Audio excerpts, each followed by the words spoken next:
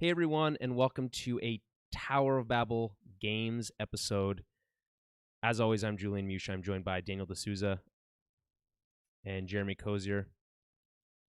And today, we're going to be talking about The Last of Us Part 2. We've been wanting to talk about this for a long time. We've been waiting for Jeremy to finish the game. So he gave us the go-ahead the other day, but Dan's out visiting family, and Jeremy's still social distancing. So this is very old school. In fact, I don't know if we've ever done a three-way Skype call, at least not since I was in Cayman, but you guys used to get together for that.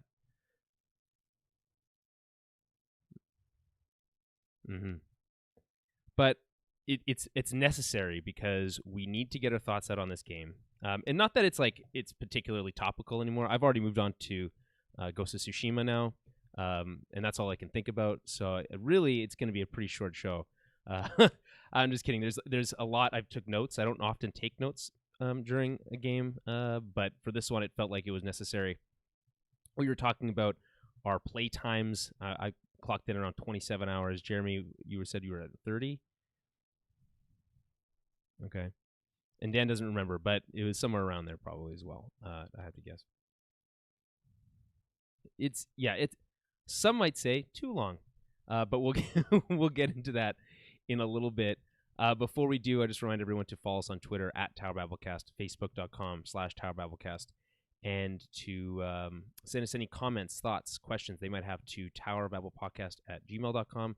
If we get a decent number of questions and thoughts, we might do a follow-up episode to kind of address some lingering things that we may or may not have missed during this episode.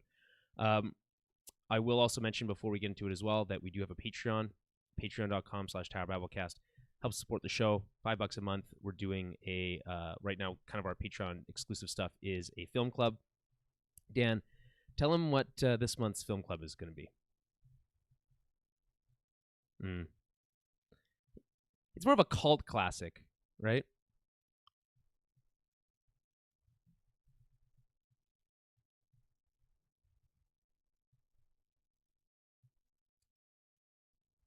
Mm-hmm. I'm thinking of a different movie if there's any action or sci-fi in this movie. Are we sure talking about the same Boiler Room? Oh, okay.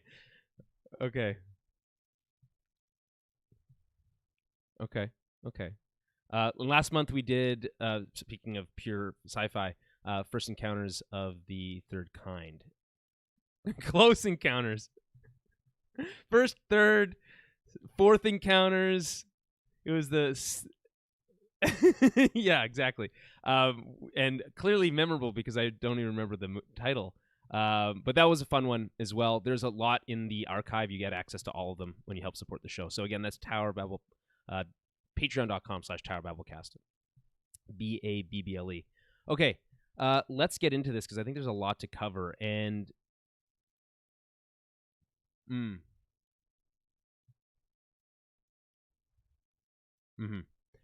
thank you, because this is the title of this is actually Spoilercast. So if that wasn't clear to the people in here, there will be full spoilers. So if you don't want to be spoiled on this game, please finish the game and then come back and listen, and then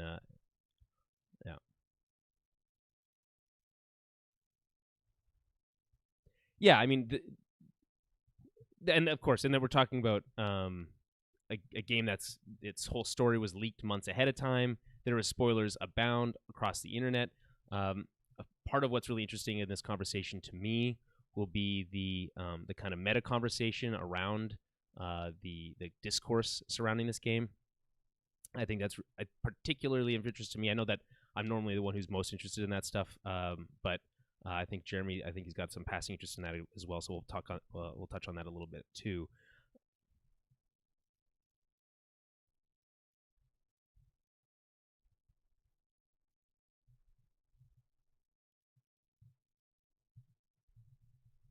Yeah, and I don't. Dan and I were both, I think, went in fairly clean. So I think that'll be an interesting kind of examination. Mm-hmm. So let's start with this, and I guess without, I know we said full spoilers, but without diving into all the spoilers and just starting with just spewing everything, let's just kind of go around the table, just overall impressions, just kind of what you thought of the game coming out of it. I mean, Dan and I have had a lot more time to digest it than Jeremy you have, but maybe we start with you because you are freshest on it.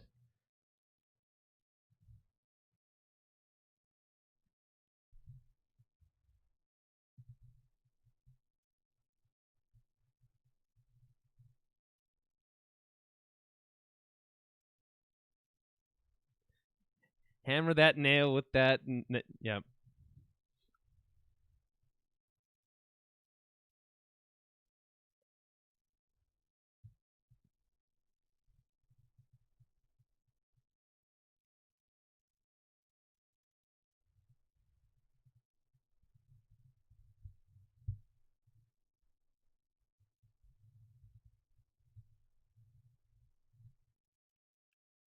Yeah.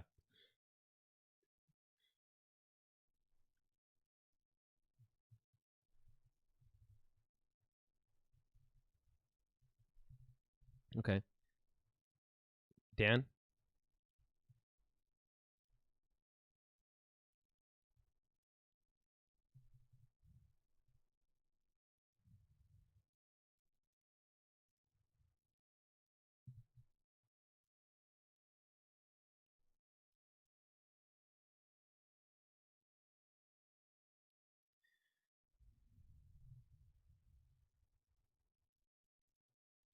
Mm-hmm.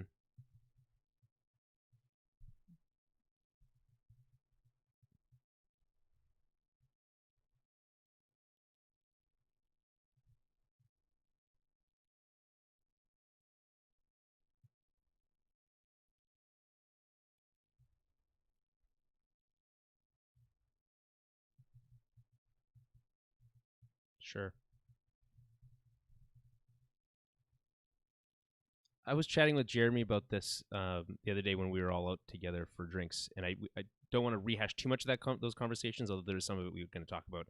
I think I don't, Dan, if you've seen any of the gifs or videos of like some of the crazy ways that people have like done these encounters in the game, where they're like dropping on the floor, throwing grenades, jumping on top of people, and it just makes me feel like I would played the most boring version of this game. But I also feel like I probably played the version of this game that most people played, which is primarily, yeah, exactly, the primarily stealth, right? And then if when something bad happens, you kind of, I don't know, you just do whatever you have to, and then you try to hide again, and that's how I played. I wouldn't just try to take on everybody because often that didn't work.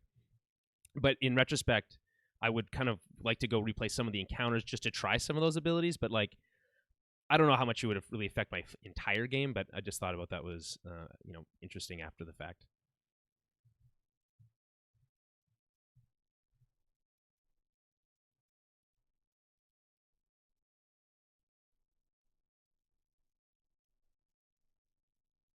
Right.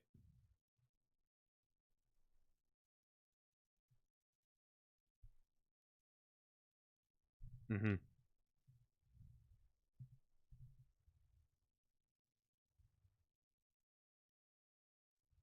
Sure. Mm-hmm.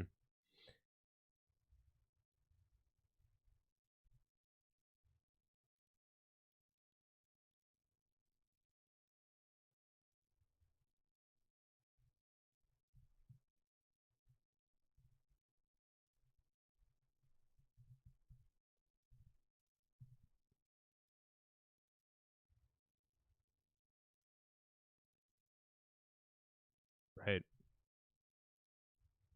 Mm-hmm. Yeah. You're literally playing like the person that you were trying to kill earlier in the game, right? That's which is what an interesting. Essentially, you're basically playing as the quote unquote bad guy, to kind of show you that it's not quite so simple. Um, yeah, yeah, and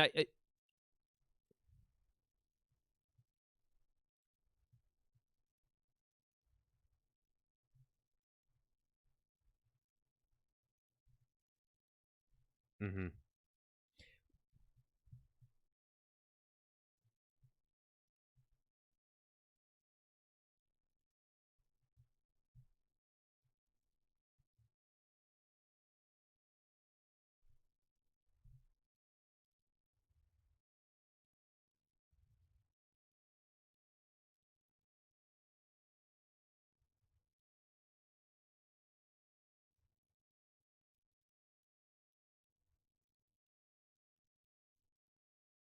Yeah.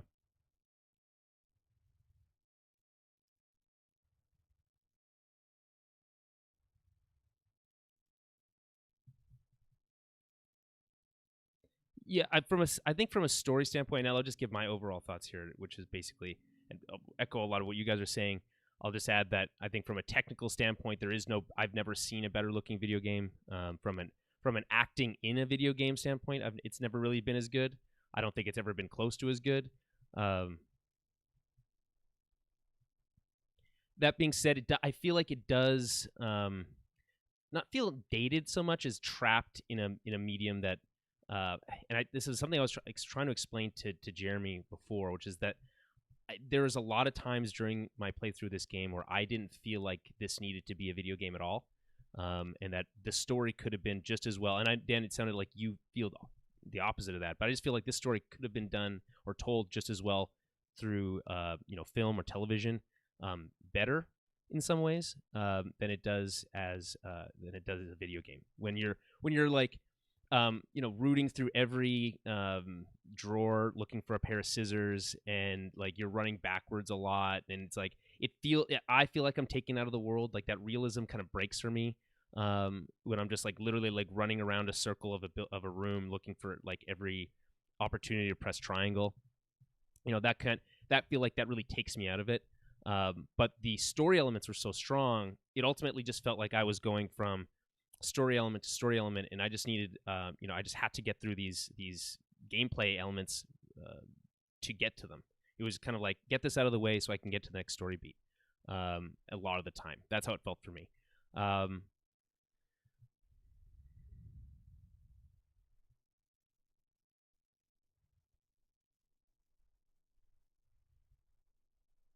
Sure.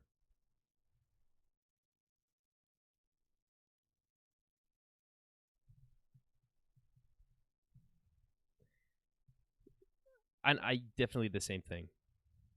I would always just like, I need more ammo. I want to have all my ammo fully stocked, and then I get to the point where like most of my stuff was always full except for maybe my like health stuff that I needed to reuse more frequently. Um, but like that's just, I feel like is a, and maybe that's part of being like ingrained as a gamer. Like you have to loot everything. And ideally maybe this game isn't played that way. It's played more naturally, and you kind of just look for things when you need them, that kind of stuff. But I've never been trained to play a video game that way. And then they put you in a world where they want you to explore, but you ultimately feel a little bit. Your mobility isn't. You're not that mobile, right? So in a video game, you think of things like Spider-Man or even Breath of the Wild, where you can climb literally anything. It feels very freeing. You can do anything. In this, it's like you might think you can go somewhere, but there's the constant like, oh, they piled stuff up on the stairs, so I can't go up there, or there's some tiny barrier, like there's no reason you couldn't get around that. That again, exactly, like, and I understand that this is like normal in a video game, and and almost every other video game I would let it go, but because this is trying to tell such a visceral, real story with full of so much emotion, every time that I think I'm in a video game, it pulls me out of that. And I think that's to a huge detriment, because I think this story is really good, and I think what they're trying to say about revenge and is pretty strong. I have heard some critiques, and I'm kind of on the fence about it. Some critiques about how they think that this is a bit of a character assassination in some ways for Ellie. That it kind of undoes a lot of the character work that we had previously done in the last game. I don't know if that's necessarily true, but I do know that the idea of, well, you have to play as them to make these choices, and this is something, by the way, that I had an issue with in The Last of Us, which is spoilers for the first game. But when you are, as Joel, have to kill that scientist, and they make you replay that moment in this game, I didn't want to do that. I never agreed with that choice to begin with. So the premise of this game is deal with the repercussions of the choice that you made in the first game. And they're saying you made that choice, but no, really, it was Joel that made that choice. I was just along for the ride, right? So exactly. and it feels like I understand what they're going for there, right? Like you have to make the choice. You have to kill the scientist, right? And now you have to live with the repercussions of that because Abby is the daughter of that guy that you killed, right? But there's a disconnect there for me where I'm not making that choice, and it is Joel making that choice. And when they're saying, "Well, wow, look how we can explore this concept of dealing with your own actions through through as a video game character in the next one," isn't that interesting? I think. Well, it would be if that was actually the case. If that was actually the decision I made, then yeah, that would be interesting. More in the Mass Effect style kind of thinking, right? But that's not really what's happening here, and it ultimately just feels like I have to operate the arms and legs of a story that's already, that has a beginning, middle, and end that are out of my control. Yeah, exactly.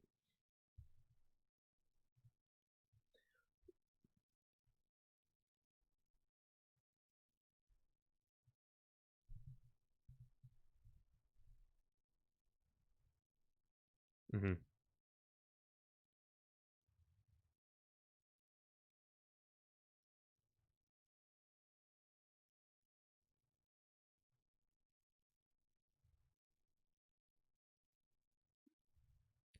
Yeah, it's tough.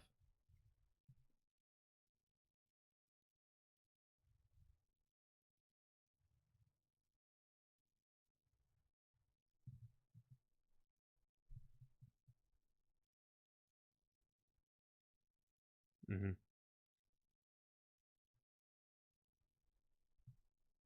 Can I pose?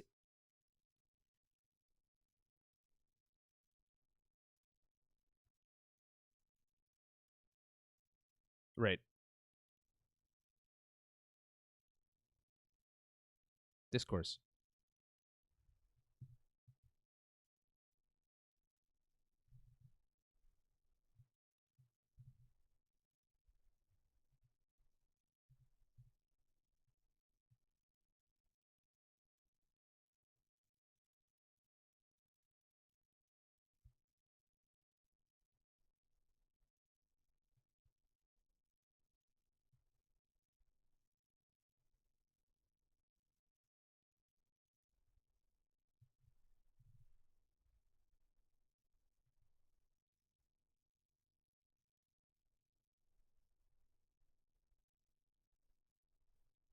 Hmm.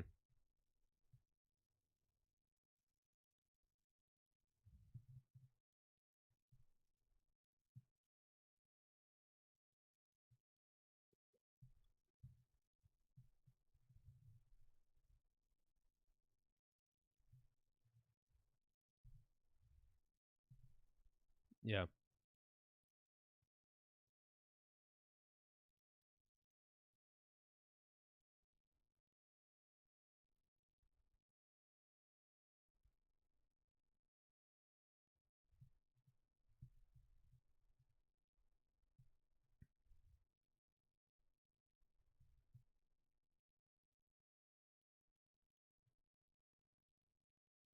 Okay. Yeah, I think that actually when you make a good point, that I think a New Game Plus on this, unlike I don't often play New Game Plus. I think the only time I ever did was with Shadow of Mordor of all things, because the PS4 was new, and that was like the only game I had.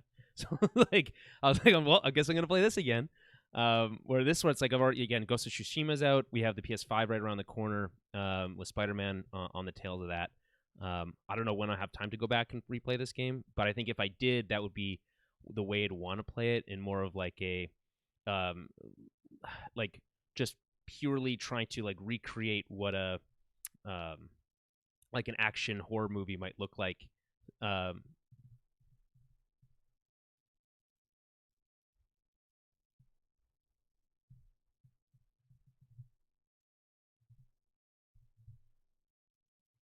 I wish I turned that on. I wish I turned that on.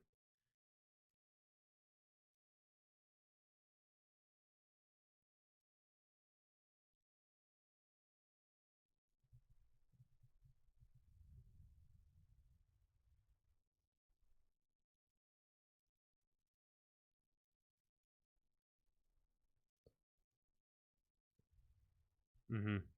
So getting back to what you mentioned earlier about how Neil Druckmann was saying, people might not like this, depending on how they reacted to the first game. Right. Um, I guess I'll pose this like kind of simple question to you guys then. Do you think that The Last of Us needed a sequel at all? Or were you content with that kind of the closure or lack thereof maybe uh, of the first game?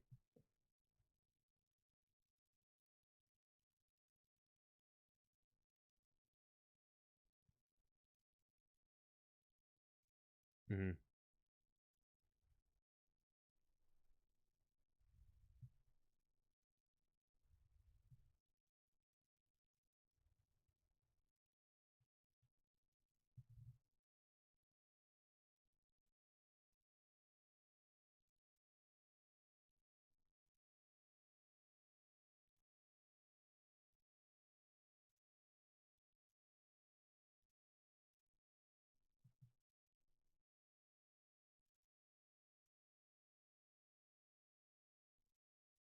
It was supposed to happen that way, right? Right. You built this relationship with this girl after horrific events, and losing your own daughter, um, to teaching her about the world, having that second chance, and then that hard choice of it's she's going to be taken away from you, but it'll save mankind, and to me it worked. Like, for you, Julian, at the end you said you didn't want to kill the doctor, right? So I didn't know. the ending must have just been, I don't even know, like you just were just horrified that you had to do that and didn't understand it, or just Well, I like, understood it. I understood Joel's motivations. I just didn't right, agree with them. And I thought that was interesting. Like it's like, okay, we're gonna make this choice, right, and then then you have to think about it. And I thought that would have bold like conclusion to kind of, there was really no game like that. There was no yeah, games didn't end like that. Movies barely end like that. But it really felt like it was borrowing from that cinematic feel of film, and making a bold story decision, right. and kind of It was non-conclusive ending. It's got that kind of that same kind of feel that like maybe not Inception has, because that's poses larger questions, but like that same kind of ambiguous ending, that that I liked. And then this game ultimately felt, and then it's tough because I want to judge this game on its own merits, right? Not just against how I felt about the first game, but because it is so much a sequel. It's not. This is not a game you could pick up without playing the. I don't think, in my opinion, I don't. Maybe you guys disagree. Without playing the first game, they do touch on all the elements, but I feel like without the the background and really understanding it, I don't think you would understand kind of even the motivations of the characters for like the first, I don't know, 20 hours of the game. I mean, I think you could play this game without having played the first, because they do go back enough to tell you enough of the story. But I right, also think that you would be doing yourself a disservice if you were to do that. There's too much context within the first game that make it that much more rewarding to play this game. To answer your initial question, I don't really. I'm not great at thinking about things in terms of, did it need a sequel or do we need this game? Like, of Would course, you they didn't want need it. one? I'm not gonna, but like I think the first game is a basically perfect story that is self-contained. It does not, quote unquote, need a sequel. Uh, Right. but I am also happy that we got one. I think it was very creative of them to take it and go lateral and not tell the traditional, or a continuation of that story, but take the character somewhere else. And it's dark and it's uncomfortable, but and it's a story that they chose to tell. it all stems from the end of the first game. The Yeah. decision that Joel made, the thing that we're talking about, the thing that worked for you or didn't work for you. Sure. And I just think it's brilliant that they doubled down on that and made this gargantuan game, to where they decided to show you the flip side of things, the mirror, and then you get to see, even if you're not a fan of that, if you like, I mean, when Joel dies, um, like I think the feeling you have is, I want to kill these people, because you have no idea why they're doing Right. this. It's just a massacre. You feel completely out of control. You Yep. don't have any control. And it's so they put that emotion in us, and then they say, "Hey, you're you're going to see her side of things, and you might not like it at first, but if you think differently towards the end or anywhere in the middle, or if it works, like that's pretty powerful. Yeah, they've Yeah. done the job. It's it's incredible how, I mean, I would say maybe a little too on the nose, the way that there's so many parallels between the two factions. You know, like there's the pregnant on both sides, and there's the love on both sides. It's the eye for the eye, you know, Yeah. kind of revenge cycle that they're really displaying. But that's the point. Like what I said earlier, like it makes you feel uncomfortable. It also, like when Joel dies, like it's not fair. But Yeah. that's kind of how life works. Like you don't get to say goodbye every time, and you don't get what you expect every time. And sometimes you have to pay for your decisions that you make, whether you thought they were justified or not at the time. Exactly. Right. And she still hated him for that reason, right? We didn't learn till later that they were trying to mend their relationship. Right at the very end, yeah. And they didn't get that chance, really, right? We Yeah. just get to see that scene before that situation plays out. So with all those, you know, that timeline kind of registered now, right? Instead of kind of looking here and trying to figure out, like it really excites me to do another playthrough just to be able to digest it. I think a lot easier, because it's so intense. Like it's so intense. A part of what I think disappoints me a little bit with this game is that ultimately I think, because Jeremy, and you said it, that the first game is such a perfect game. It's so perfectly it's just clean and tighter and clean and tight, more simple, you know. That it's this game, to me, is not as good of a game, you know, from a system standpoint. And it's not really doing anything that new or inventive. It just feels like it's more of a new cinematic story that Naughty Dog has decided to tell, that they've become very good at doing. But it's not, to me, as good of a game. It doesn't have the pacing isn't as good. It's a little bit too long.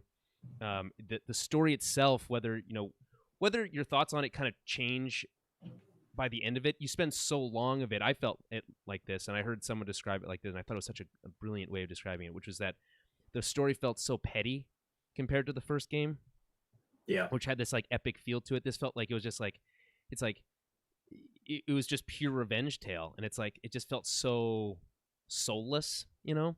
And maybe that's kind of where those same people are like, hey, this is a character assassination of Ellie.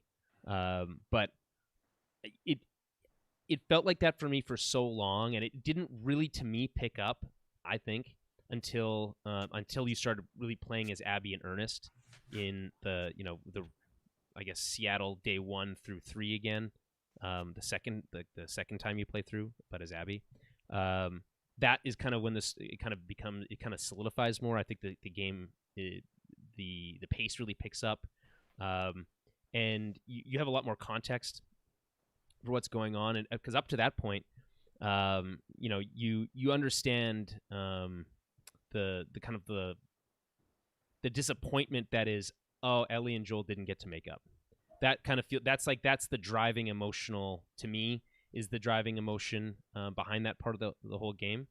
And if you disagree with the fact that she should even go on a revenge mission, it doesn't have that same drive to you, that first half of the game can be a bit of a slog. And it certainly felt like that for me, because she continues to put part of what's so frustrating is that she continues to put people that she likes and she loves in danger to feed that anger and that rage that she has, and that need for revenge. And there's that one part I think it's at Seattle Day 3, right when you go it alone again for the last time, and you leave, I can't remember his name now, the guy that Jesse, yeah, you leave Jesse behind because he's like not willing to make that. Because you have an out. He has an out. Yeah. And there's so many of those throughout the game. I agree with you, Jordan. Like, there are plenty of points where I'm like, don't do it, man. Like, just leave it alone. Like, I wouldn't do this thing. I don't think it's smart for this character to do this thing.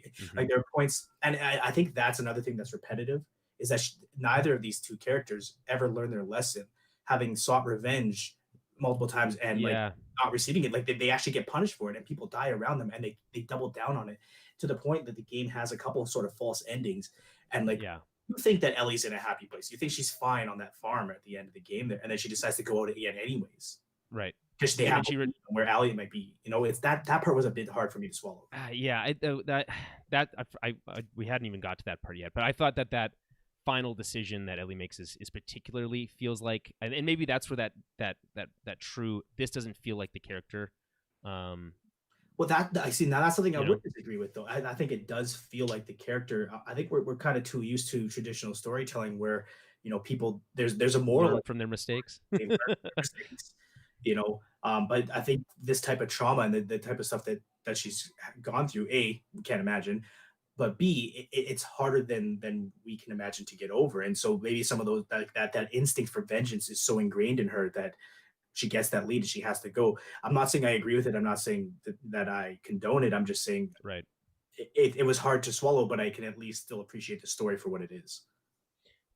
Yeah, and it makes me question, and it makes me question how much this actually succeeds as a character study, because I think that's ultimately what it's trying to be, right? A study of these types of these people and how they deal with this world. And I think there's two things that go in with that. So the first game is that entryway into the zombie world, right? I think generally that's the most interesting part of the zombie trope, right? Is the outbreak day, and then I find that we've kind of tread the ground. It's kind of been beating the dead horse of this, like, people suck against other people in these post-apocalyptic worlds. It feels overdone, and this is just that game from start to finish. That entry, that start of the game in Last of Us Part 1 is so good, so powerful, and then in this, it's just it's missing that piece of it. But then also, again, this idea of examining a character study, because the character doesn't really change from the beginning to the end of this. It doesn't. Abby, I feel like, has the better arc, from a storytelling perspective than Ellie does. And Ellie was the person that we really our entryway into this game after they killed Joel, right? And Dan, you touched on, it's like, it's tough. It's like you disagree, you're constantly disagreeing, and that's okay. It's okay to disagree with the choices they're making. But I don't like the idea that then it's like, well, now look at the repercussions of those choices that you made, because again, you didn't make those choices. Abby did, or Ellie did. Sorry. So I feel like they swung really big, and they definitely hit at certain elements that I think work really well, and I think that there's elements that they kind of miss on, or they think that they maybe do a little bit better than they think they do. I don't know if you guys agree with that. Well, I think largely, yeah. I would say they hit on more than they missed. I still personally don't think that is a character assassination, and like the choice thing, it bugs me from like a rational perspective, but it's also not the type of game that provides you with choices, right? So Exactly. It's not an RPG. It's not meant to be. You are walking these characters through their story, but it is their story. You're ultimately a voyeur, right? Yeah, which is why it almost, and that brings me back to that idea of I think this game might have worked better as a TV show, and I guess we'll find out. By the way, yeah, we're gonna find out if it does. But it's what does I'm thinking about this. I was thinking about this a lot during the game, and it's like, well, what does playing this game bring to it that having watched it wouldn't have done? And Dan, you touched on it earlier when you're talking about, like, you have to make, especially early on when you're playing as Abby, and you have to make choices to keep her alive, otherwise you get a game over screen, right? Is interesting. I think that's something that games can do differently. But I think that kind of that novelty fades really quickly, and ultimately because you don't given a choice, or the things that games do that movies can't do is lost, and I think it ultimately becomes a worse of a storytelling mechanism than it could have been otherwise if you kind of just concentrated on those storytelling elements, and told them in a really impactful way, which they do in the parts that you get to see that are really mocapped. Some of it's not as mocapped. Most of it is, but yeah, I don't know. I don't know what the answer to that is. There's no. We'll kind of get a glimpse of that when we see the HBO series. But for now, I think it's just an interesting kind of question to pose. Is does it need to be a game? I'm not sure, but it certainly makes me wonder when they take away your ability to make choices, which is an inherently video game ability that other mediums can't do, right? Maybe except for Bandersnatch, which blurs the lines, right? But it's also with video games, you're acting out the choices and carrying them out in the ways that you know how. So it, in a way, it forces you to quote unquote make that choice, but it's for a reason. And video games have an ability, because like we spend so much time with Abby, and that's for a reason, right? If you were to just like switch that on a TV show, like all of a sudden we're just gonna go back in time and see these people and just watch it, I think it might be harder to empathize with that character, uh, as opposed to playing as that character through these chapters or whatever. Mm-hmm. Yeah, I suppose it depends on really like how invested you become in the story and the characters, right? So that you're right, Jeremy. Like that's the value of the video game, is that you're playing as this character, you're fighting off clickers, Right. You're watching your friends die around you, and as Mhm. much as you're not making the choices, you're still experiencing the story through that lens of that Yeah. character. So And then and when you're as Ellie and you're killing all these people that are close to Abby, which you don't know, and it's very quick, and it's like, oh man, like maybe I probably wouldn't have done that. Like I didn't mean to, but it happens. And then you play as Abby, and then you see those people just as regular people, right? Just on their side of the coin. And I just think it's fascinating that they went that route. yeah, I think they are clever about it though. Like, so to my memory, again, it's been a couple weeks since I played the game, but if I recall correctly, it seems like anytime you're playing as Ellie and you're taking out your frustrations on some of those characters, you're torturing one of them, you're killing Mm-hmm. people who are friends of Abby, you always see the more human side of those friends after the fact in a flashback of Abby, right? So Yeah. you're always killing somebody first and then understanding their humanity after the fact. Yeah. So Which I think a commentary on the concept of revenge in general, right? Like it's easy to dehumanize people and not. Yeah, if you had realized, you wouldn't have done that or whatever. Exactly. Yeah, and I think that's so interesting, because it's like it works if I feel like that works so much better if you agree with Ellie's actions. If you feel justified. We'll fast forward to the end. Do you agree with Right. like, did you at that point in time going through the whole journey there, the ups and downs of revenge cycle, then maybe it finally ending, but Ellie just she can't let it go for some reason, and then you see that she doesn't kill Abby. Like, are you with that choice? Or do you think that makes sense? Doesn't that show the character kind of evolve or break through or leave the past behind? And specifically with the ending, with the guitar not being able to play it, leaving it there, and just basically leaving Joel behind, that part of her, which is a massive part of her existence and what she knows. So to me, like seeing her walk away, like I don't know what that means. Like that to me, that means that she has the choice now to make the choice that she wished Joel should have made. So she could find fireflies out there and just continue down that journey, which was teased in the Abby campaign with Owen, right? Yeah. So I just think all those turned out to be a elements, lie, though, right? right? But did it? I don't know. I don't know. Well, I guess that's actually there a question. there was another faction there that showed the Rattlers or whatever, right? Yes.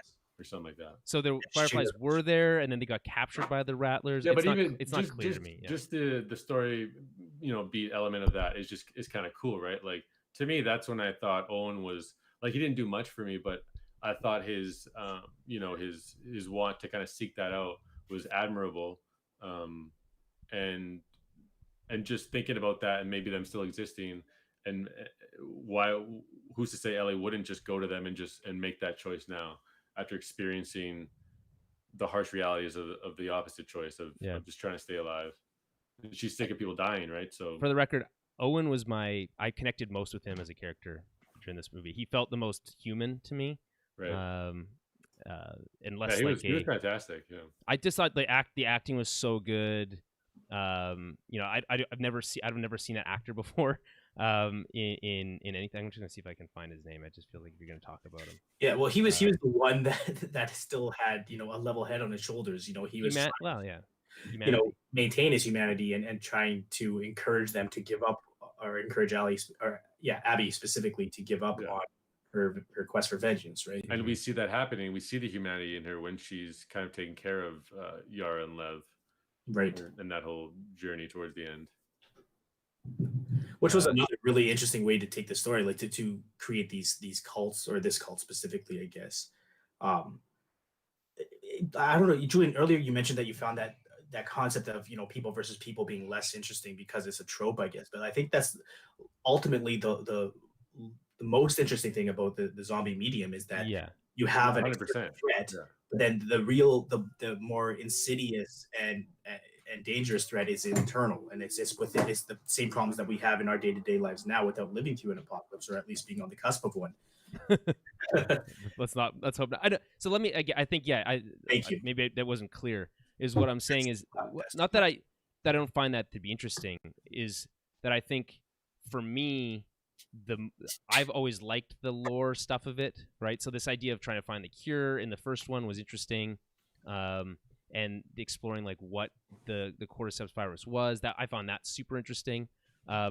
And then and it's not that it's not interesting, because I do like character studies.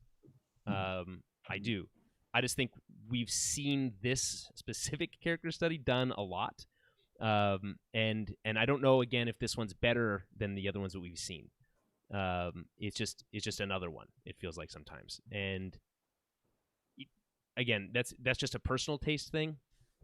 And I think they succeed in a lot of ways. I just just the premise of we're really going to double down on this kind of this trope is fine, but it's not my cup of tea necessarily.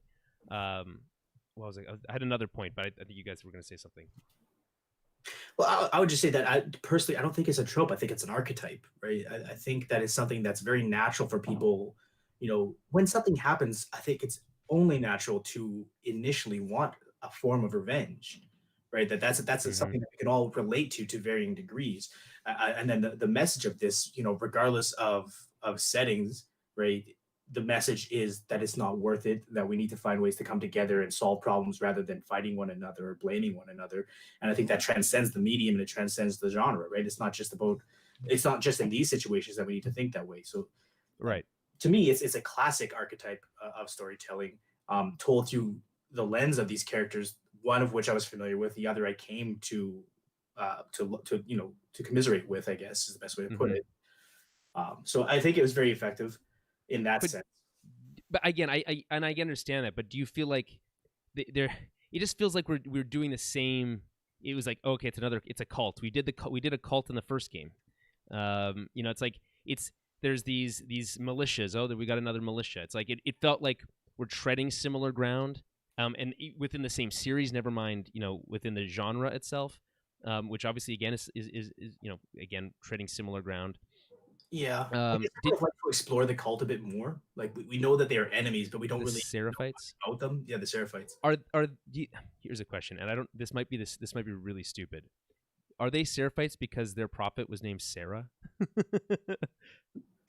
I guess. I remember thinking about that halfway through. It's like I don't think they ever explore it, and I don't know if they ever talk about. That's a term that I'm personally not familiar with. That's kind of what you have to assume, right? And yeah, I don't know. I found the Seraphites the only interesting thing being Lev and who's the other one? Yara. And then basically everything else being just so generically bland to me in terms of like a scary cult that didn't really land for me. But again, I don't know if that was just me or if that was you guys as well. I think they're certainly effective at being creepy. Like I think personally, I don't know where this comes from, but I think that is like more terrifying than the concept of like clickers and stuff. It's sure. That crazy religious cult is absolutely terrifying to me. Okay, so let's talk about something maybe about like the meta stuff. This backlash against the game. Not to vindicate anything, I think we've explored kind of why they're frustrated.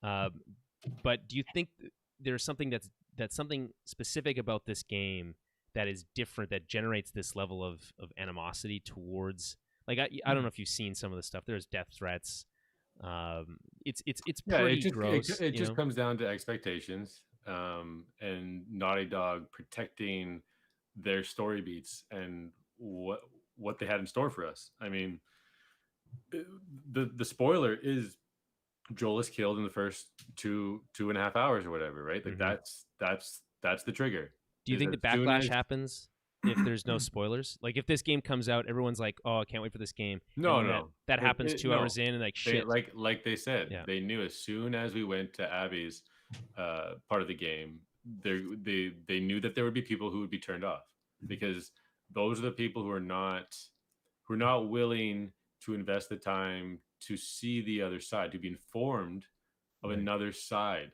Those are the people who are deciding that nope, Ellie and Joel shouldn't have been killed. And you can't tell me a reason why it made sense. And Right. through that campaign, Naughty Dog shows you as to why it happened, why it unfolded that way, and it humanizes the character. You empathize with the character.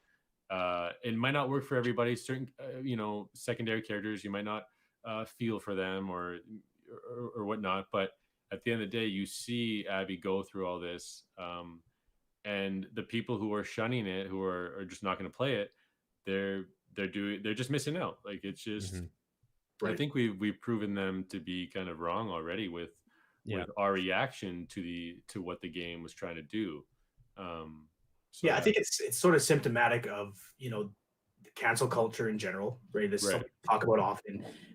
There's certain members of certain fan bases that feel like they have a modicum of ownership over it, and I guess to a degree you do, but you don't get to dictate how the story is told. You can voice your opinion, and that's exactly what we're doing right now. And Right. as any sort of fan, you can always voice your opinion, and you can be critical of a game. And the game can make mistakes, and you can be vocal about that.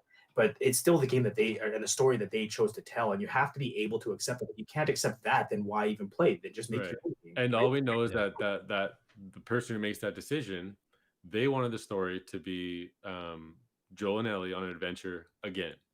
Right. And then from that point on, whatever the story is, right? Maybe they'll like it or not, but we know that that's what this game would have been. And to me, that going through what we went through, to me, that sounds like super disappointing. If that was in comparison, absolutely. You know what I mean? That you talk about, do you need a sequel? If that was the sequel, like the answer is absolutely not. Like it's like in retrospect, this is a really fascinating exploration of these characters in a way that you did not expect, and through by the way, through a narrative tool that that is, although not new in any way and not novel, I think is really expertly used here. The use of this, like reaching a certain point and then rewinding and seeing things from another perspective, is again not new, but I think the use of it here is so well done. And with, I think without it, I'm just trying, guys, just think about this for. Imagine this game was just the Ellie's, the Ellie portion. This game would also, I think, would be an extreme disappointment for me. Yeah. Well, it would be like some of the same critiques that people have of, say, God of War, for example. The character is one note. The character is just angry and on a vengeance mission the entire time. That kind of works in God of War because a lot of that is about the gameplay and gore and just like having fun. It's kind of like the equivalent of a popcorn flick, right? For video, whereas this is like an art house pick, right? I think that's the analogy I would choose. An extremely expensive art house picture. Yes, yes, exactly. That no one else in video games can do. For those people, like, change is tough, and new things can be scary. And I think a lot of the people that are reacting that way towards the game didn't want something new out of it. They wanted to. It was a little bit those nostalgia chords that were being plucked, and they wanted that same experience. Although a new story with the same characters, and it was of course you're going to be pissed if you see a video or an image of Joel's head, smashed in, and you see that she can't do anything. Of course you're going to be pissed. And we went through those emotions and tried to carry out that revenge. We showed the other side, and we came out at the end, understanding what was going on here. Yeah, and I think understand. I think that's such a good word for it. I finished this game understanding. That was kind of the emotion that I felt. I didn't necessarily have a strong emotional reaction. I'm only saying that word in comparison to what right. the people who would not play the game. Exactly. And it's so easy for someone who's not played the game to be like, this sucks, right? But it's it's tough because I also partially understand this idea of, well, $90 is what we're paying, after tax now for a video game in Canada. It's a lot of money. And if you get the impression that that's going to be a waste of your money, then feeling like, man, I got betrayed by this studio because now I don't want to buy this game, or I don't want to play this game to a sequel to a game that I really loved. Which I can see that I can see people doing. They want to vote with their wallet. They want to be heard. They want to say that, oh, I was expecting this, and they took money from me, and they want everyone to know about it. Exactly. I just feel like you need to, with certain things like this, I think especially with this, you just kind of have to take a leap of faith, I think, sometimes. Yeah. Which I think is a big ask. I still do think it's really tough because I think that is a big ask. But I mean, that applies to any movie. That applies to any story. I think there are many worse perpetrators of this. Like, sure, well, it comes down to the false advertising, they would label it as, right? Where in the trailers that were released, the 2 or 3 or whatever, it was set up that it was a revenge tale, right? They introduced you to Dina, and Joel was in there, and they made it seem that something horrific happened, which was a murder, obviously. And they set it up that Dina was murdered, and you're going back out with Joel on the quest. Like they made footage of Joel instead of Jesse in that sequence where he meets up with Ellie. Yeah, but that's the right. Avengers released trailers with the Hulk in Infinity. Right. So it's a new era where that's happening, and you're going to have people out there that the people that we already agree are kind of wrong in terms of their expectation of what they wanted out of a sequel, which is just the adventure again. Mm-hmm. They were just so invested in that idea that it was kind of shown to them or teased to them, and then when it's not that, that's when they have to be heard, right? Well, and the same people that were spoiled, right? And the reason we have trailers with false images, and we have bits of gameplay with Joel in it rather than Jesse, is because there are people who spoil these games. There are people that release the footage and have to create these sort of false flags, these red herrings, so that people aren't actually genuinely spoiled. Yeah, and they did that because they wanted to just protect the narrative that was going to play out. They just didn't want people to go in there, knowing that they're going to have to play as Abby the half of the game. Joel's killer. I have to play as Joel's killer out of nowhere, like with no setup or anything, right? Like we had that brief moment, kind of, right, when that pans out that way, and it's pretty cool that that you get to play as her earlier on, right, when you kind of meet up with which is like, oh, this is kind of odd. And that's kind of like that moment Julian in the first game where you have to shoot the scientists. It's like they make you play as Abby, and then you kind of like, okay, whatever, I'm playing as this character, it's new, I'm open to this, let's try to keep her alive. And then they make you watch a cutscene where the character that you were just inhabiting the body of kills the person that you want to survive. And you're like, what the fuck is this? Like, I think trailers at their best, and it's almost impossible for this to be, would have no, in its purest form, a trailer would just be some way of showing you like tone and like visual style, and it's just giving you a sense, and instead of giving you any story beats at all. But in reality, you can't really do that. So they had to try to convey the tone that they were trying to bring. Because I don't think they ever misled you in terms of what the tone of the game would be, or no. You're going to be in Seattle and that kind of stuff, and what's going to look like. But yeah, they misled you a bit in terms of the story because they wanted to maintain that surprise, which I think, and by the way, when I found out there was a link that says you play as Joel's killer. I never saw that, although I had a hunch that Joel was going to die. Like, that was when I found out that people were upset about a spoiler. I was like, well, it's probably that Joel died. Like, I didn't know, which I think so that, you mentioned, Jeremy, right at the top, like you knew going in. I didn't know for sure, but I had a pretty good hunch. So it's like, I think not knowing at all would have been amazing. And I think it's kind of been stolen from most people who played that game. And that's kind of sad. And again, speaking of petty, that's petty of people who wanted to take that away from people, from other people who were genuinely interested in this game, whether it was through good intentions or not. Trying to save people money or whatever. I don't care. It's like, that's not for you to decide. You don't get to make that choice. That's not what they're doing. They're trying to spoil it. They That's want, that's how they would spin it. That's how they would justify it. and there's review bombing happening for it too, where Yeah. Metacritic has implemented a new change to where you can't submit a review until I think it's like 35 hours or something after. I think it's 48 hours into a game after a game is released, which because it was I think getting should have been how it was anyway. Yeah, which but because doesn't- it was getting like obviously review bombed like 0s out of 10s or something like Right. it was like an insane amount. But it had and like an insane amount of more user like reviews than like the first game. It's such a perfect storm, I think, of a lot of things that created this like this terrible, gross, toxic reaction to this. It's a couple things, right? It's this it's a story going in a direction that people didn't like. You can look straight to The Last Jedi for an example of a fan base being upset about the direction a story went, or a way a character was treated.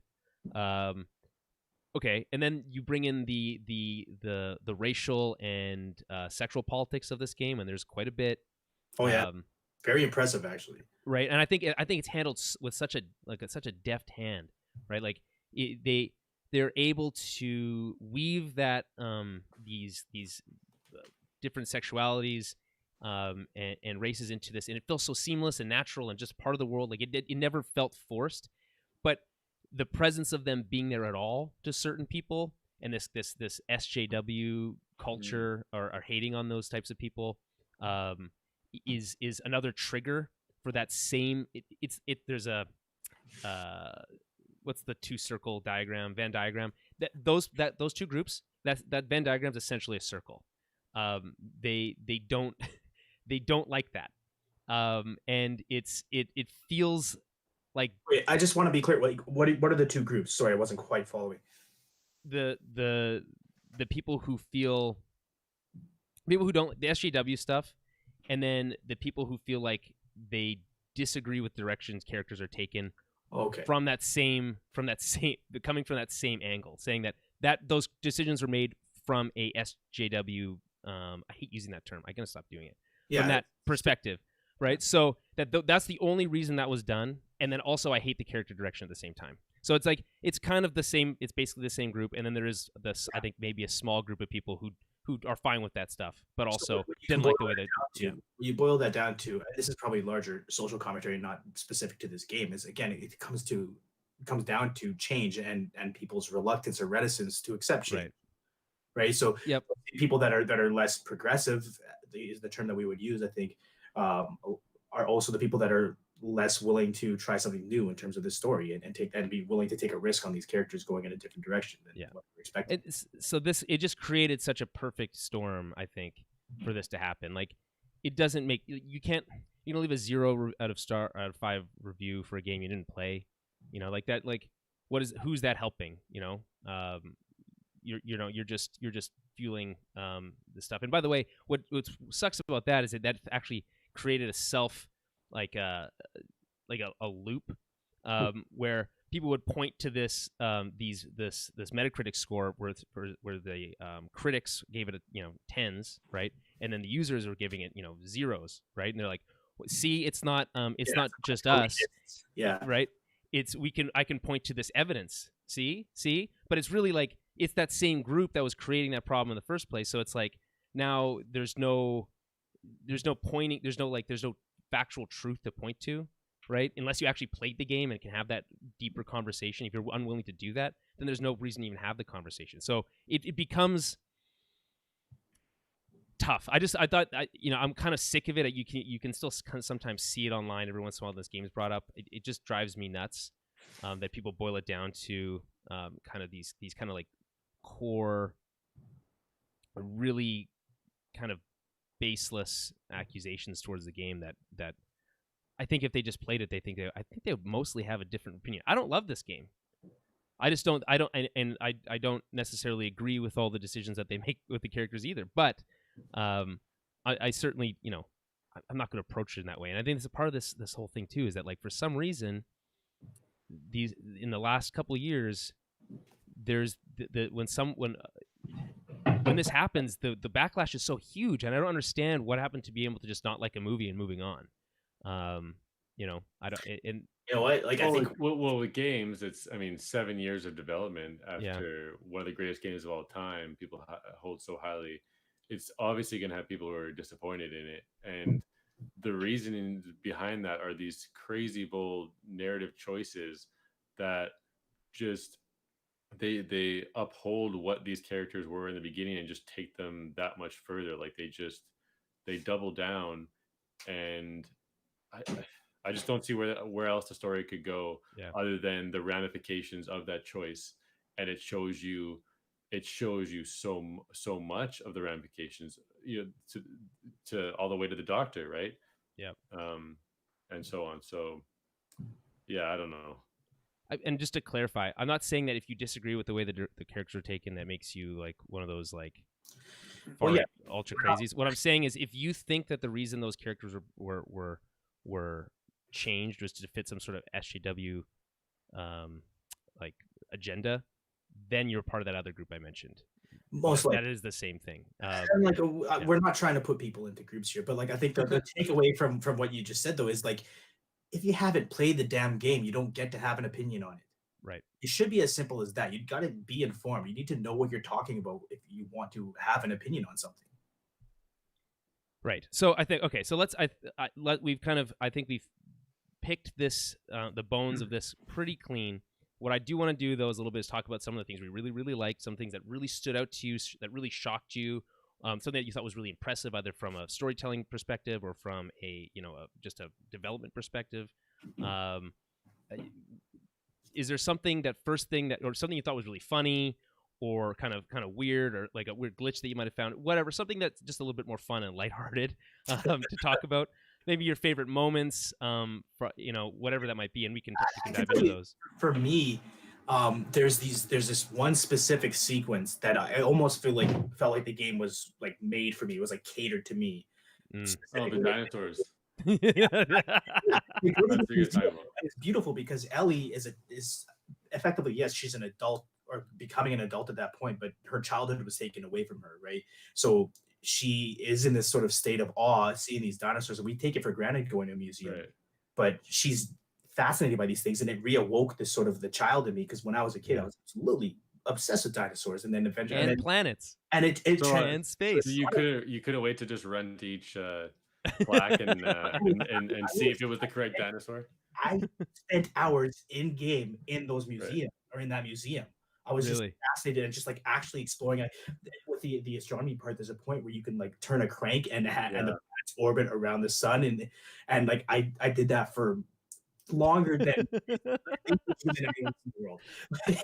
and those sequences are so powerful. Yeah. Really, just if you don't buy the choice, if you don't buy the relationship, and what Joel would have been sacrificing, and look what he's bringing to her life now. Right.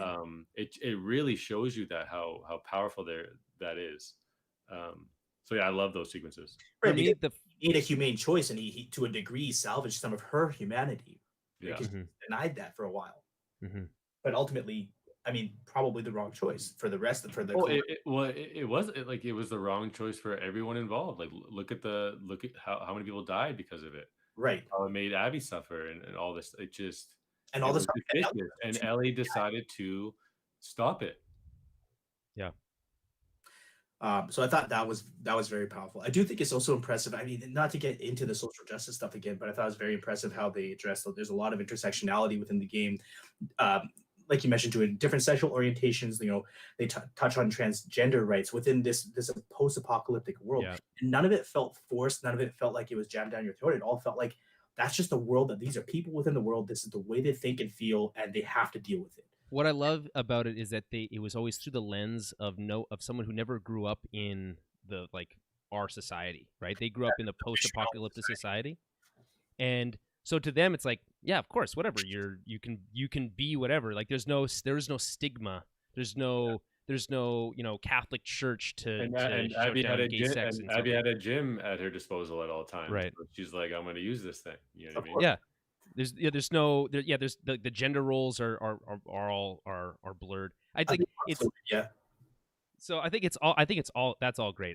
For the record, I think the flashbacks, not necessarily like the Abby Day 1, 2, and 3 stuff, which is technically a flashback, but It's more to build those relationships. Yeah, you know, I think more like the actual flashbacks to pre-Seattle events are the best parts of the game. It's when you are essentially, for the lack of a better term, I know people hate it, but you're essentially playing a walking simulator for a lot of those events and sequences. Yeah. There's very light combat, sometimes not at all. And sometimes that's confusing and kind of, broke it down for me a bit. Is because I didn't know if I should be looking for any collectibles, Right. or you know, you don't have any weapons, you can't shoot and stuff. But like Yeah. sometimes that would be on pause, and then all of a sudden you can like aim a weapon or something. So exactly. So I thought that, and that's interesting you bring that up, because I thought what I enjoyed most about them is that I was freed for having to gather. Dude, the second playthrough is gonna be your jam, man. I'm telling you. Yeah. It's gonna be unbelievable. I hated having to loot stuff. I hated it. Yeah. That was like by far my least favorite part of the game. That and those you're not gonna have to do it as much the next time. That and those the infected that like pop out of the wall. Hated those things. Oh my goodness! How many did you like throw your controller ever? Like no, I was like constantly. I was like, I know I'm gonna get shocked now. Like fuck. You definitely had like jump scares then, right? Oh, absolutely. Yeah. But no, that's what I mean by like your controller like just flipping up into your face or something by accident. No, nothing comical like that. Headphones made a huge difference for that kind of thing. Like there were certain moments where I'm going through with my crossbow. I'm like certain that all those wall crawlers in the head, and then something just happens and I freak out. Right. I mean, the shooting and all, it's so satisfying too. The bow is just so satisfying. Mm-hmm. The headshots. I turned my I didn't have assist aim on, so I don't know if you guys had that on. It's like automatically on already, I think. I didn't really change a lot of the settings. I kept it on. I turned on the pickup items automatically. For sure. I wish I turned that on. I didn't notice that was an option. And another thing I really enjoyed was the times where they basically were cinematics, like there's a car chase with Jesse or whatever, and then you're like shooting out the window. Like I remember at one point, like I like laughed out loud, like in like a giddy kind of mood, because I felt like I was on this crazy ride and I could barely aim my gun, just like Ellie probably could in this super fast bouncy car chase. And I just thought they nailed those kind of quick time events, but you're actually kind of aiming or shooting something. Right. It's almost like a seamless kind of cinematic gameplay trailer type thing. So I really enjoyed those moments. Yeah, absolutely. Like, yeah, that's a standout moment for sure. I thought that something that was really funny. Something that was, I don't know, from one of those things where, like, you know how in the Uncharted games when you would fall, they would go like, Nate, so if you felt from heights, and I thought their use of, by the way, the way that they portrayed like vertigo, that was really cool. I thought that was really effective. But whether you're Ellie or Abby, if you fell from something that was really high, I just thought it was super funny. Like because even some of the death animations from the zombies or whatever, like some of those were pretty funny. Yeah, like those are more, I feel like, are more brutal. Like the stuff that I just, for whatever reason, thought this idea of like, it's just like pure silence and you just like splat against the floor. But like there's no blood. Or you'll like smash your head on the rock and then like you'll be blood. I saw that one a bunch. When was that? I guess when you're like the city where it's like flooding and it kind of cracks. Oh yeah. I don't know what you guys are talking about. I didn't really die in the game. So. Oh yeah. Oh, okay. So I thought it was kind of funny when some of the enemies would like, once it would click into like the video of them like killing you, they'd like move all fast and more like human like just snap your neck real quick and like leave you there. Like I thought that was kind of funny. Yeah, that's actually a good point. It's like why would they just snap your neck? How would they know to snap your neck? Like what did you guys make of that like giant like bloater boss fight in the hospital? You like that? It's horrifying. It's horrifying. I just thought it felt at that again. Another felt like super video gamey to me. So it didn't. Yeah, at the end of the day, it's gotta be. At the end of the day, it's gotta be a video game. Yeah. No, it's hard to criticize the game for being a video game. It just feels like this is probably the only game I'll ever get to do that. Yeah, that's the closest you get to a boss fight, right? Yeah. They have to have So that. what was the hospital sequence like for you when it's just like super dark and you got all these different enemy types and you Oh, just hate I scary hated it. stuff? I Like, hated it. I hated it. I hated it. But I did. But I'm with Dan a little bit though, where I felt a little, because I feel like, it is on the difficulty I was playing, which is like I think right in the middle. I think it's pretty forgiving in terms of the damage you can take, before before it's like before you instantly die. I feel like you can kind of get hit and then like move away to a new safe spot and then like reset more often Yeah. than you would think you would be able to, which I actually appreciated, because I think I was, because I'm thinking this, like, it's so ultra real, right? That I'm thinking anytime I'm come face to, if anytime I'm shot, I'm like, oh, I'm dead, but you're not, right? So it's like, oh shit, I still have to keep playing, because it doesn't make sense that you would get shot and then be able to move still. Like that kind of gameplay makes sense for some of the zombies, like the clickers. They can't see you. You can run away and hide and stay quiet. That makes sense. I think the AI kind of fails with a lot of the human enemies because it definitely wasn't as advanced. I was definitely disappointed. Like, in terms of like doing stealth, like I didn't want to do stealth anymore. Like, from survival horror roots, like you want to, right? Because you're conserving more ammo, you're all this stuff. But to me, it just became like you have to do that like video game, like Batman, Arkham Knight, like Vision kind of thing all the time, and then you kill the person the exact same way, and then just they leave their body on the ground. I just would rather just make it intense and just cowboy my way through. It just was way more exciting that way. And then the dodging and the physicality is just it's so much different from the first game, right? Like you can basically dodge a bunch and learn the patterns of the enemies and the enemy types and make it a really like cinematic kind of action sequence. And then in terms of the gameplay itself, like it's like you have to like see it and then you learn it, right? Like you're talking about the gifts earlier on. Like I saw one where like someone grabbed a runner, held him at gunpoint, and then threw them into a clicker, and the clicker just starts devouring the runner. Yeah, like I would never even thought to do that. Right. So I had my experience was that I may have felt like I didn't have a grasp on the controls and really like being like a John Wick in certain situations. But then when I started to see these gifs and some videos, I tried to implement those strategies, and like it ended up being pretty fun. There's some really cool things that I saw, like the use of being able to like shoot someone in the leg, and like while they're recovering, you can go do something else and like pull your shotgun out, and then like that reminds me of my remembering of Resident Evil 4 throughout a lot of this playthrough as well, which is pretty cool. Yeah, you really wanted me to play Resident Evil 4. I mean, there's a lot of similarities here with this game. I think Resident Evil 4 might be more fun for you, actually. I don't know. Maybe there's way more puzzle solving. That's the thing. Like some of the Not really. some of the lack of puzzles in this game. There really isn't a lot of them, but the ones that are there just feel like kind of. There's a term that that's in the open area. That's only in the open area kind of section, right? No, there's some others too. There's a few others where you can kind of like go off the beaten path. Yeah, it's very light. I know. Like it's like one of them is like grab a ladder and place it here, then that's it. Well, yeah, or use a rope, and then you can grab it, and then you can place it one other place, maybe to get a coin or whatever. Yeah. But I actually want to touch on the Seattle part. I actually triggered whatever sequence to get past that open world. You were just like straight to the next area. I did it. I think I did two things, and then I was just kind of exploring because I kind of heard about this open world section, right? And I was pretty excited for it. But then all of a sudden I triggered that thing where you jump over that space with the horse, and like the explosion happens, and then you're ambushed or whatever. And I was like, oh my goodness, like I can't go back to those those missions or whatever. This sucks. So I didn't get the bow until like way later. My buddy was playing the same time as me, and he already had it.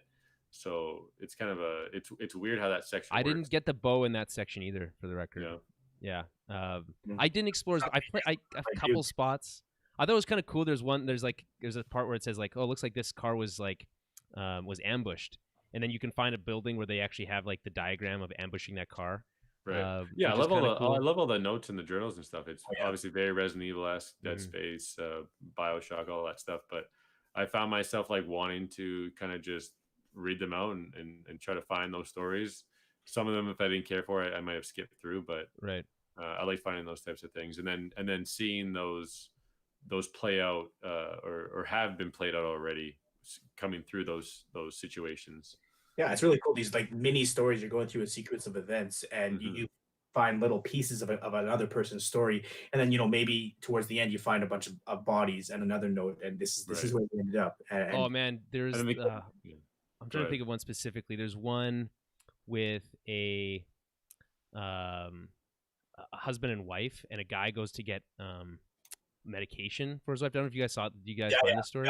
Yeah, I know. And all you find is she turned at some point, and you have to you end up killing her, but then you find his body like so much further, like way further, and it's him like writing a note to his wife saying like, if you find this, take it to this spot, and he's like, fuck, that was pretty brutal. Yeah. And I think she had a note too, like saying like, don't open the door, like don't come back, Yeah, something along those lines. It's right. really cool. Also the boat sequence was reminiscent of the boat stuff from the first game. But that's just like that whole the whole self-contained story plays out through one action sequence, where you kind of understand, like, you see these people with their like the arrows through their heads, and like the ship's logs and all that kind of stuff. I thought that was kind of cool too, that some of the side stories there. But nothing else really stood. Is there any other like side stories that stood out to you, like from the notes or anything? Nothing from the stories. I thought with some of these games, with Naughty Dog games, Uncharted specifically, the way that they hide the collectibles, I think, is very clever. It's not just that they're they're in a corner, they're hard to find. They're in a place that makes some sort of sense, and I think that applies to some of these side stories. So like unlocking a lot of the vaults or whatever, right? The combination logs. Like they do cool stuff where like maybe the code is written on a whiteboard somewhere in another section of the building, and that was like the staff only room or something like that. They do a lot of really, like, obviously it sounds mundane when I say it like that, but it's world building to a degree, and it makes it feel more real because it feels like you're just in a place that was, this was a gym and a facility at one point, and now you're making the most of it as a survivor. Right. I think it really helps establish the world itself and make it feel tangible and lived in. I'm trying to think. Oh, another thing I thought was cool. I blew up half of a guy. He was in pieces. Like, dude, he was I blew up a whole group of people, man. I was just like, I blew up. I used a pipe bomb. Yeah, and I barely used them, but I used the pipe bomb, and then this guy was in half, and I was like, this is crazy. Yeah, I threw 2 at a group of 4 people, and I could see them. They all just blew into pieces, and then I went over there, and you see the limbs everywhere and half people's bodies. Yeah, it was insane. I was like, that's a bit much. I was like, I don't know if they needed to go that far. Is there a sequence that you liked most? I really, really, really liked everything with Abby and Owen and like the marine, the aquarium. Everything to do with the aquarium worked for me 100%. The family that used to live there, how they got. Do we know whatever happened to, like, do we ever interact with the people that were taken in by the Seraphites? Like, I thought that would have been a little bit too convenient, but would have been, kind of fits that same idea of like, well, you can find the code on the whiteboard next door. It's a little too convenient, but it's fine because it's a video game. Do you guys know if we ever interact with those people? I don't know, Jeremy. I don't remember. I don't think so. I feel like I would have line up though, right? I think that like those people, those were kids at the time, and like I guess they were burgeoning teenagers at the time. But that was obviously years before Abby and Owen go there. So like if they were still with the Seraphites, they may have been some nameless foe that you shot, or they may just not be part of the story. But I think the story's affected with them leaving the dad. Like that's the thing to focus on. Yeah, you're not connected to them. Here's a question: did you guys know you could move around the room during that like Nerf gun sequence? What are you talking about? So did you ever know do you guys either of you play this? At one point during the you go back to visit during Christmas to go to the aquarium, and there's it's like a Nerf bow, I guess. Oh yeah. Did you know you could move around the room? I just stood in the same spot trying to hit the targets that were so far away. No, you can move while you aim too. Yeah, I didn't know that. I was like, I just assumed you wouldn't be allowed to do that. Well, I think you can take as much time as you want. I don't. No, there's a timer. I ran out. Really? I didn't beat him. Oh, that's I lost. So that's a little bit different than I guess you guys saw. You guys probably won. Yeah, I remember like there's a few of those little sequences where some like playful little thing and there's a trophy involved, and I was actually very surprised when I look back. Again, it's been a couple of weeks now, but without like going trophy hunting, I ended up getting a lot of them in my first playthrough. My understanding is that this Time. this game is a fairly easy platinum. Yeah, I think you just have to play it twice, basically. I think so, yeah. Which is, I think, way better. The first game, the platinum was so hard. You had to like get Yeah, those I like think online stuff. Like it was They crazy. probably it's a way to encourage people probably to play a second time so that all those kind of constraints going in the first time are alleviated somewhat. But any other sequences that you guys really liked?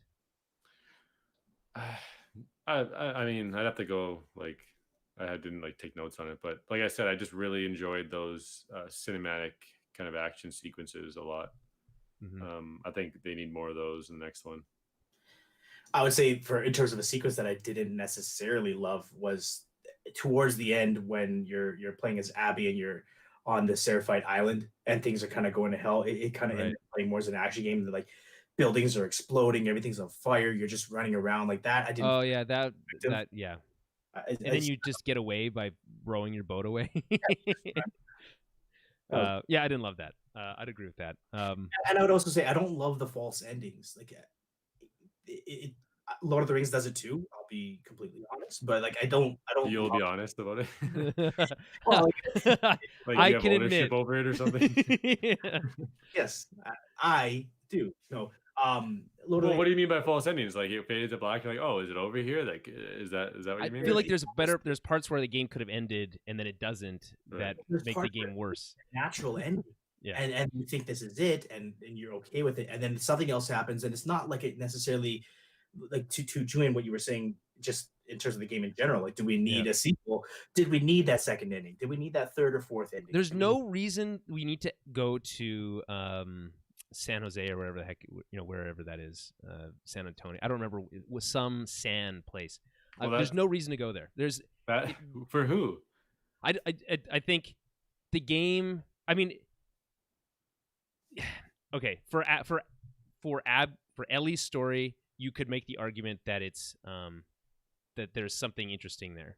She's got unfinished business. Yeah, but even then, I think you could end the game before that and not have. You could end the game with Joel's brother, Tommy, coming in and saying, "I think I know where she is," and her refusing to go, and that would be just as satisfying, I think, of an ending. Because ultimately that's what happens. Yeah, but I think you have to get to the point. Well, they show Elliot in that brilliant sequence where she's holding the baby and she has to herd the sheep, and then she goes in the barn, and then like the PTSD goes off, and it's like crazy music, crazy visuals, and we just understand that it's not going to go away that easily. So I think we have to get to the point where, okay, you want to kill her, that's what we set up, like that's what you want, like we're going to show you, and then we're going to show you that's not what should happen. Don't we as an audience know that her actually killing Abby wouldn't solve any of the problems? Yeah, but as you're playing it, though, you don't know what's going to happen, though. For me, I was like, oh, don't do this. Like, we don't need to do this. Like, right. I guess to me, I saw it in her face when Tommy was even mentioning it. Right. I don't know. I don't know. This is fascinating because I haven't really dove into this with anybody, but like, I think it's almost more of a bold decision to have her, because there's two ways of looking at it. Her not going is in my mind effectively the same as her choosing not to kill Abby at the end. It's essentially the same choice. But we also have to choosing to kill Abby. We also get to see Abby in a way different. Like she looks like a shadow of her former self, right? That's part of the narrative of, do you still want to kill this person? And for me, when I saw her at rock bottom up there, I didn't care. Like it wouldn't have done anything through the connection I have with Ellie and Joel of that desire for revenge. I just didn't care at that point. And then they even go even further, like, no, she's still not over it. And then you get it. Okay, she's not going to do it, right? Like, so it's just, I think it's just an intense, drawn out sequence that really shows you what it feels like, rather than just telling you, yeah, she didn't choose to do it. She wanted to just stay at home. Right. And then I guess ultimately, and then at the very end, she gets back and no one's there. Yeah. Well, what do you guys make of that? What do you make of that that. Well, Dina just sees she hasn't changed, right? Like it's not worth it. It's But too much of a risk for the baby. She has to do it because like the image they show, well, she's holding the baby. She has everything she could ever want currently, Mm-hmm. and the flash of Joel dead, right, unavenged, is just still lingers on her mind. Right. So the ending's cool, right? Like, is she gonna go find Dina? To me, I would like to think that if there is a third game, she's ultimately gonna make that choice herself and sacrifice herself to whatever faction has doctors or a plan to utilize her body. Don't they make it pretty clear that there is nobody left that can do that? At least not in North America. I mean, if it happened once, like who's to say that it couldn't happen again? Right. Like, I mean, yes, there's no guarantee. There's no way to know. It's all fault. It's all limited information. At the end of the day, you have a body who is immune, and if you find someone smart out there who can figure out why, then you go from there, right? I think that's pretty likely. And you got to remember there's no internet. There's no traditional. There's no way to know. Yeah. Like there could, for all we know, this is just in the U.S. or in North America, right? Like we really don't know. There could be people in Europe, right? Like what I'm saying is that there's other people capable of creating or synthesizing a cure. Yeah, we don't know. I guess. Do you guys anticipate there will be a third game? That's tough. Yeah, I think so. You think so? It's hard to do 2 parts. It always feels like it needs a third. Like there's that. Most things. I bring myself back to the first game and just think it was just too damn good to just let it be. Just too damn good. Couldn't let it lie. And I think with time, people are going to realize that with this game, it's just so good. It's just I just think it comes down into how you digested it, certain parts of the execution, right? You know, the cinematic nature of it, and then the gameplay nature of it, and the balance in between. But again, with those settings that you can play with, the options there. But I just think that the game is just they can't stop here. I think they got to do one more. Okay, I agree. I would at this point, like, I'm detached enough from the first game's decision to even have a second game. Like, you know, if we're gonna have a second, let's just do a third. You know, that's kind of how I feel about it. So I guess what I was saying is, I think if we were to go back through this podcast, because we were doing it at the time, I think what we all said is that the game didn't need a sequel back then. Yeah, no, we already went through that. Yeah, we agree with that. And then they were able. They came out with this game, and it was novel and refreshing, and it was so unexpected, right? And it wasn't planned to, like you said, it wasn't planned to have a sequel, and it wasn't like maybe they said make one, but like Neil Druckmann and his team, like they had to like come to that. They had to have that light bulb go off of like what the story was going to be, right? And we just experienced it, right? That they knew what they were going to do with this dual perspectives. So that's what I'm saying. Empathy, right? They can. If I would trust them to break the story and make sense. Like it's not going to be a traditional, Ellie turns out that she's a hero and she can just give blood and cure it. No, it's going to have to be. They're going to have to come up with something that's worthy to follow this one, right? But in terms of like the just how intense it is, and the relationships are all like kind of they're untangled now, like they don't exist anymore, right? So except for the new ones we discovered with Abby and Lev, which I guarantee they're going to visit those characters again. If there's a third one, yeah. I mean, you have to. I mean, I don't think you do all that character work and then just let it lie. Right. That would be strange, I think. I just don't understand. I just don't know what the new conflict is going to be this time around, right? Like, I think you kind of put the nail on the head there. You hit the nail on the head. You hit the nail on the hammer. Yeah, exactly. About her kind of having to come to terms with the fact that she still has agency in the world to be able to make the choice that Joel didn't or wasn't able to. Right. I think that, and something that maybe she comes to later in life. I don't know what the time jump is between that, between the games, but I don't know. I would be interested in that story, is all I'm saying. Yeah. And that would definitely be like a cap on The Last of Us, I guess, right? Like, yeah, like I don't want it to turn into a franchise with 6 or 7 games. I don't think. No, I would agree with that. That wouldn't make sense.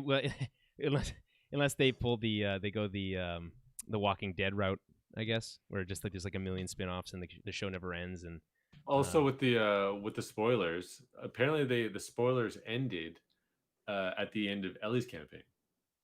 So people thought that the game ended with you playing as Abby, right? Not knowing everything, beating the shit out of Ellie, and then the game's over. So that there was a while because that's how far the leak went. that would be good. I would agree. That would be a bad game. Yeah. I mean, it's just like, come on, guys. Like it's just so silly. The whole leak thing is just crazy, and all the backlash you get to the whole thing. If you don't like it, that's fine, but at least have grounds to not like it. And, have at least watched the game. Watch it on YouTube at least first. That's what some people did. They couldn't. They said the game was too long, so they just watched the rest of it on YouTube or whatever. So they bought the game, but they just chose to not finish it. I think that's a strange. I've seen what Jason Schreier tweeted that when the game came out. I thought it was pretty like snobby of him to like. Jason Schreier come off as particularly snobby lately, so I don't. That's not surprising. Okay. Any other final thoughts before we wrap this sucker up? I guess just to sort of come full circle, initially at the beginning of this podcast, what we were talking about is if it works better as a movie or as a game, right? Or at least, Julian, I think what you were saying is that it doesn't need to be a game, because this absolutely could be a great TV show and likely will be a great TV show, and it could have been a great movie. What I would say, I think the reason video games are more effective at this specific type of storytelling is that it's a 30-hour game, and you're spending so many of those hours with the character going through what is effectively the minutia of that world, which is just dealing with the clickers and the runners and just crazy things happening and the cults and whatnot. But that helps immerse you in that character, and it makes the storytelling that much more effective in my mind, to the point that we could have a podcast and a conversation about this, about how I would or wouldn't have made certain decisions, and that the fact that the character made that decision affected you emotionally, I think is a testament to the storytelling effectiveness of video games. Yeah, I bristle at the concept of, if we work really hard, maybe games can be as emotionally effective as movies can. When I think that they can do other things, I think movies are better positioned as a medium to be more emotionally effective. More, but in a different way. Because you're focusing on different things. When you're playing a game, there's more involved. Like so for example, for this game specifically, actually, I didn't like.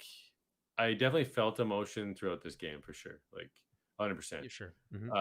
But I watched a replay of the ending, because I love the ending so much. Like once you were back as Ellie, like in the future or whatever, I just thought it was super fun and like cool, just kind of going through these landscapes just to get to Abby and just find out what's going to happen here. What was it talking about? The fact that it can affect you emotionally. Oh yeah. As a TV show, I just think it'll be. Or no, sorry. I watched it instead, like a replay of the ending. Like I wasn't playing. Yeah. And the emotional beats like hit way harder for me the second time I was experiencing it, but I was experiencing it by just watching it, because I kind of knew where it led to and what was happening, and it like hit me harder than I was initially playing through the first time, like to where I choked up in certain sequences of this last playthrough. That's super interesting. That's and it kind of, I think, speaks to what I was kind of saying, which is that I think they're Jeremy said you just kind of said it quickly, but you said like you're just doing more things when you're playing a game. It's like you can't just kind of turn your brain to your emotional side. You have to actually like have your motor skills going still. Am I going to have to do this? Am I going to have to do that? I got to be ready. I'm paying attention. I'm looking out for this. Right. So you're more in a fight or flight response. Exactly with that. There's that one time where you're editing your gun, right? And then everyone knows that sequence where just randomly you get attacked. Like that's a video game section where you think you're safe. You've entered a menu system. You're doing your thing with your guns, but no, like they really throw you off your guard. Yeah, safe room. That's the old think you're safe in the Resident Evil typewriter room, and then But they usually are, right? paper. And those Yeah, you are. Yeah. So yeah, I don't know. There's a lot to unpack here. I think we could probably talk about this game forever if we wanted to. Did you guys use but- photo mode at all in this game? No, I've never do photo mode. And speaking of No, photo mode, Ghost of Tsushima has like this like really intense photo mode where you can like add like effects to it and all this, like you can add these like particles floating through the air and all this stuff. And it's like so much, they want you to use it so bad that they put it on the D-pad right next to the button that lets you call your horse. So it's like I've definitely accidentally pressed the photo mode button while trying to just call my horse, which is like, guys, if I want to use a photo mode, like just like let me like assign it to a button or something. Don't So just for force this it down my game, throat. in the settings, you can click to turn on. Like obviously, you can press start or pause Right. whatever and do it. But if you can set it to if you double click the joysticks, which you basically never do in games, Right. then it pops up. So I put that on so that anytime I want to take a picture, I just double click the sticks. And I wish that was an option for Ghost of Tsushima. But yeah, no, I never really did. So did you take some really cool photos or like? I mean, I probably took like 60 photos, something like that. 60 Yeah. with a 0. Yes. I did the same thing with Uncharted 4. Haven't you seen my Uncharted 4 photos? I haven't. Amazing. Throw some of them on the Tower Babble Instagram, I guess. Yeah, we're gonna have to. Yeah, you're gonna have to. I was gonna. Did you guys? Okay, so the sequence where you think you get abandoned by when you were playing as Abby and you think you're getting abandoned by the two the siblings. Was that the most intense part of the game for you from just like a pure action moment? Or for me, I think that was where it's like pure black. It's like pitch black. There's like 14 clickers. There's 2 bloaters. There's like 1,000 runners. You guys know what I'm talking about? When you get like saved through the ambulance. Right. I think you just run the whole time, right? That one.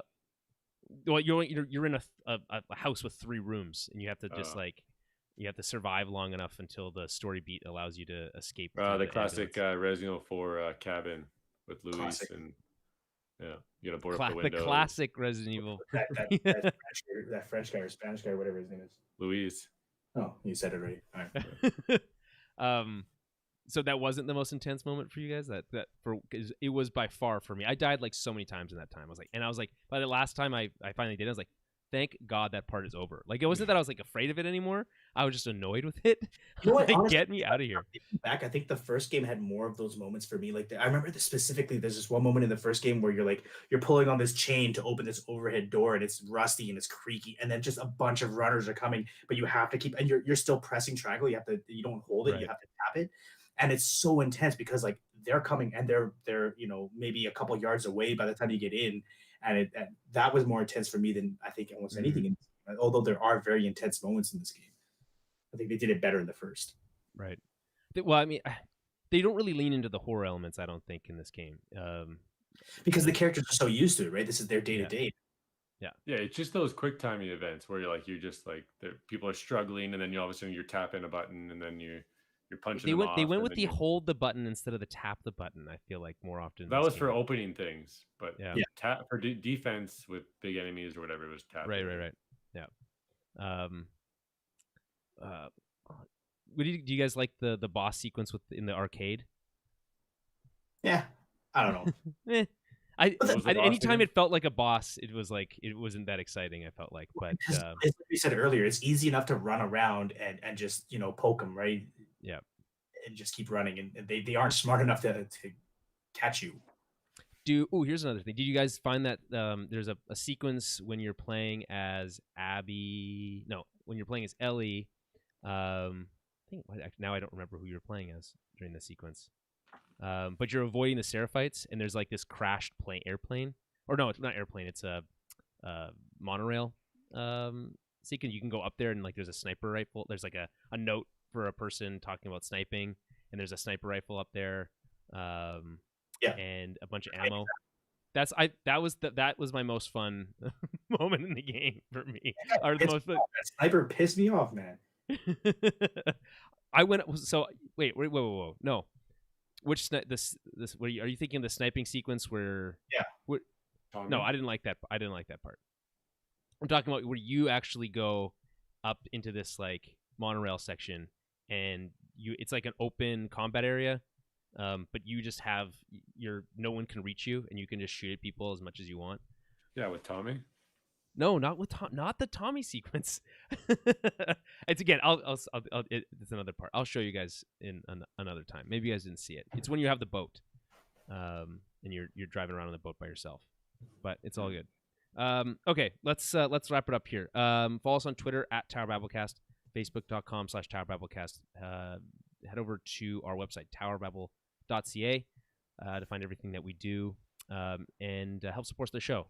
Head over to patreon.com/TowerBabbleCast. Toss up $5, and you can be a part of the film club, and again help keep the lights on, as it were. So we'll be back with more ToB soon.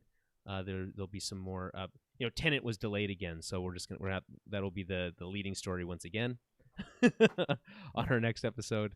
That and the crazy. I don't know if you guys saw this. The crazy concept design for a futuristic theater that looks like the Galactic Senate from Star Wars.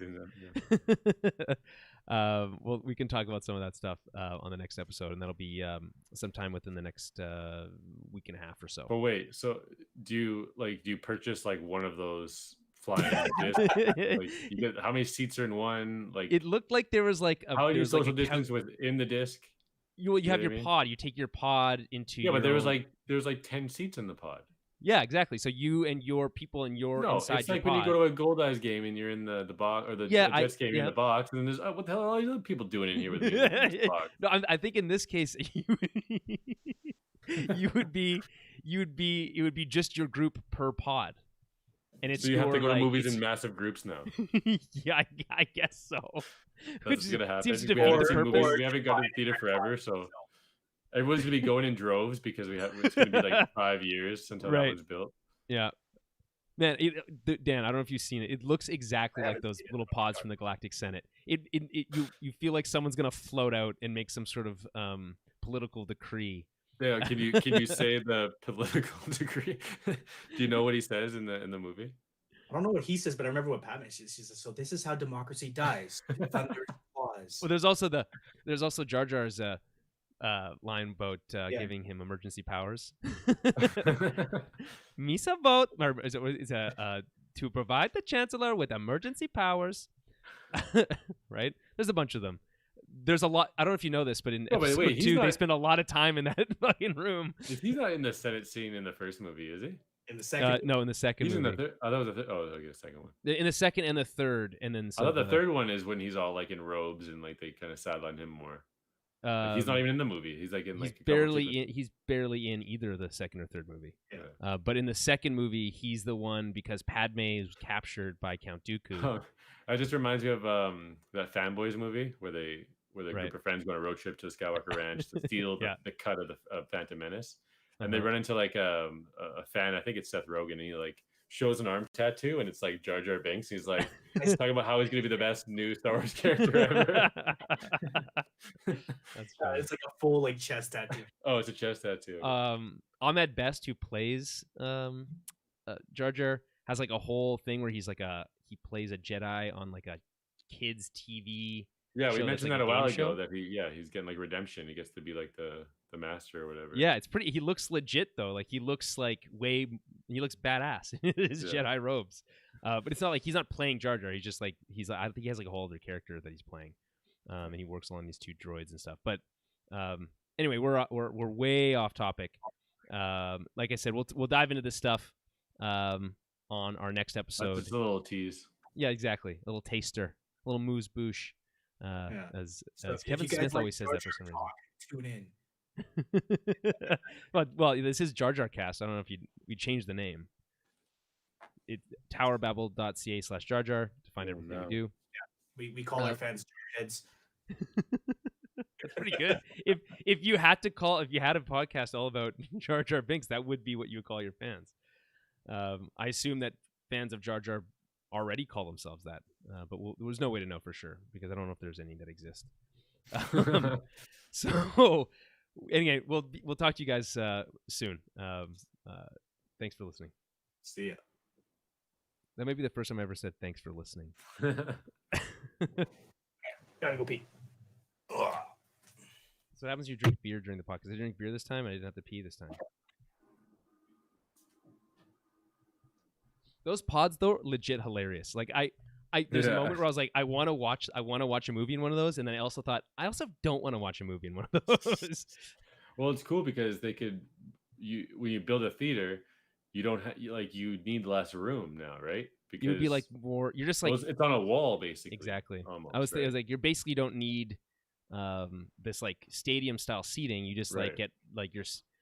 Yeah, I feel like it's confusing. Like how do you get? You don't want to like, look down and like you could jump into the next pod or something or throw popcorn into, like that's gonna happen. Yeah. Like I don't want to be in the lower ones. I want to be where there's no one above me. Well, I guess I don't know if you'd be. I think they'd like probably be enclosed in some way that you wouldn't be able to jump down from one to the other. There's no way. Well, it's probably a premium thing too, right? Like it's in Paris, isn't it? This thing being built. Like it's I don't. It's not